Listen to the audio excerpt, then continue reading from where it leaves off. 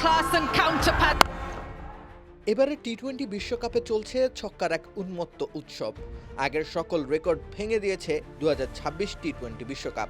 Tournament শেষ হতে এখনো অনেকটা সময় বাকি। ছক্কার সংখ্যা যে অনন্য এক উচ্চতায় গিয়ে ঠেকবে তা অনায়াসে বলে দেওয়া যাচ্ছে। ভারত ও দক্ষিণ আফ্রিকার মধ্যকার ম্যাচ দিয়ে ছক্কার নতুন রেকর্ড মঞ্চস্থ হয়ে গেছে। 2024 সালে টি-20 বিশ্বকাপ শেষে সর্বমোট ছক্কার সংখ্যা ছিল 517টি। 52 ম্যাচে লেগে গিয়েছিল ছক্কার সেই রেকর্ড গড়তে। তবে এবার 10 ম্যাচ কম থাকতেই সেই রেকর্ড ছাপিয়ে ছক্কার সংখ্যা দাঁড়িয়েছে 530। পূর্বের যে কোনো রেকর্ড শুধু ছাপিয়ে গেছে তা নয়, ম্যাচ প্রতি ছক্কার হিসেবেও সংখ্যাটা চলে গেছে ধরাছোঁয়ার বাইরে। ভারত ও দক্ষিণ আফ্রিকার মধ্যকার ম্যাচ পর্যন্ত ম্যাচ প্রতি ছক্কার অনুপাত দাঁড়াচ্ছে 12.77। এর আগে মাত্র একবারই ম্যাচ প্রতি ছক্কার রেকর্ড 2 অঙ্ক ছুঁয়েছিল। 2010 সালে 27 ম্যাচে মোট ছক্কা হয়েছিল 278টি, অর্থাৎ ম্যাচ প্রতি ছক্কার সংখ্যা দাঁড়িয়েছিল 10.3-এ।